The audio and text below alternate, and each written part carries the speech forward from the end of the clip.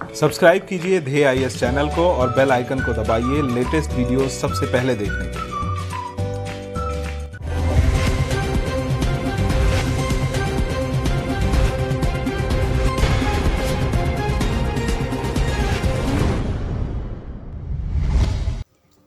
बीते 31 जनवरी को अमेरिका के लॉरिंग कॉमर्स सेंटर से स्टारडस्ट 1.0 को प्रक्षेपित किया गया। इस तरह से ये बायोफ्यूल से चलने वाला पहला वाणिज्यिक स्पेस लॉन्च बन गया है।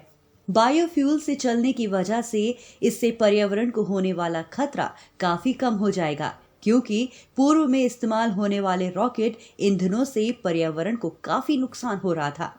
क्या है स्टारडस्ट 1.0? स्टारडस्ट 1.0 एक प्रक्षेपण यान है जिसे इस लिहाज से बनाया गया है जिससे यह आर्थिक रूप से काफी फायदेमंद साबित होगा। रॉकेट की लंबाई 20 फीट है और इसका भार महज 250 किलो है। रॉकेट के जरिए ले जाए जाने वाले पेलोड का भार अधिकतम 8 किलो हो सकता है। अपने पहले प्रक्षेपण के दौरान ये रॉकेट अपने साथ 3 पेलोड को ले गया।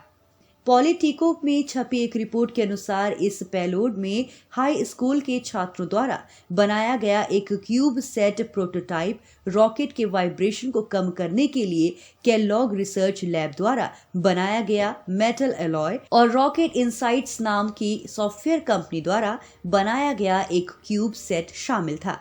इस रॉकेट को मेन स्थित एक एरोस्पेस कंपनी ब्लू शिफ्ट द्वारा बनाया गया है। इस कंपनी में आमतौर पर ऐसे रॉकेट बनाए जाते हैं जो जैव ईंधन या बायोफ्यूल से चलते हैं। स्टारडस्ट 1.0 को साल 2014 से बनाया जा रहा है। गौरतलब है कि ये कंपनी साल 2014 में ही इसके सीईओ द्वारा स्थापित की गई थी। क्या फायदा होगा इस रॉकेट से? इन रॉकेट से छोटे उपग्रहों को प्रक्षेपित करने में मदद हासिल होगी।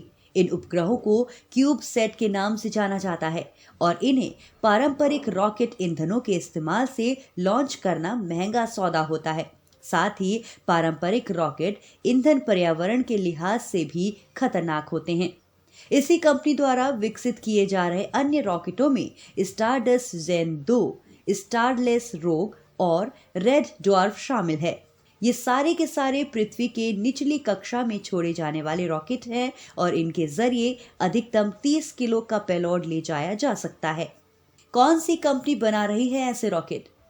कई और भी कंपनियां हैं जो अंतरिक्ष में पहुंच को आसान बनाने का काम कर रही हैं।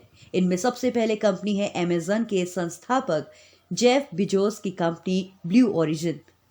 पिछले साल अक्टूबर महीने में इस कंपनी ने एक रॉकेट सिस्टम का परीक्षण किया जिसका नाम था न्यू शेपर्ड रॉकेट। इस रॉकेट का मकसद अंतरिक्ष में पर्यटन को बढ़ावा देना था। इसके अलावा ब्रिटिश उद्यमी रिचर्ड ब्रेंसन की कंपनी वर्जिन गैलेक्टिक ने नासा के जॉनसन स्पेस सेंटर के साथ साल 2020 में एक करार पर दस्तखत किए थे, जिसका मकसद इंसानों के अंतरिक्ष में उड़ान के मद्देनजर वाणिज्य के प्रोत्साहन को बढ़ावा देना था। इसके अलावा इसका मकसद पृथ्वी की निचली कक्षा में अर्थव्यवस्था को भी बढ़ावा देना था। क्या है जैव ईंधन? स्टारडस्ट के प्रक्षेपण में जिस जैव ईंधन का इस्तेमाल हुआ था वो कैसे बना था, इसके बारे में हालांकि कोई जानकारी मौजूद नहीं है, लेकिन मीडिया रिपोर्ट की माने तो इसे बनाने में कृषि संबंधी उत्पादों का इस्तेमाल हुआ है। इसके अलावा इसकी सबसे बड़ी खासियत है कि इससे पर्यावरण को कोई नुकसान नहीं होगा। लेकिन मोटे तौर पर देखा जाए तो जैव ईंधन आमतौर पर बायोमास से बनाए जाते हैं, जिसे सीधे सीधे तरल ईंधनों में बदला जा सकता है और इन्हें यातायात में इस्तेमाल होने वाले ईंधनों के तौर पर आसानी से प्रयोग में लाया जा सकता है। मौजूदा वक्त में सबसे आम और ज्यादा इस्तेमाल में आने वाले जैव ईंधनों में एथेनॉल और बायोडीजल अहम है और ये दोनों ही जैव ईंधन तकनीकी की पहली पीढ़ी के ईंधन है। मिसाल के तौर पर इथेनॉल को नवीकृत किया जा सकता है और इसे अलग अलग तरह के पौधों से मिलने वाले पदार्थों से बनाया जाता है। इससे अलग बायोडीजल को अल्कोहल और वनस्पति तेलों, एनिमल फैट इत्यादि को मिलाकर बनाया जाता है।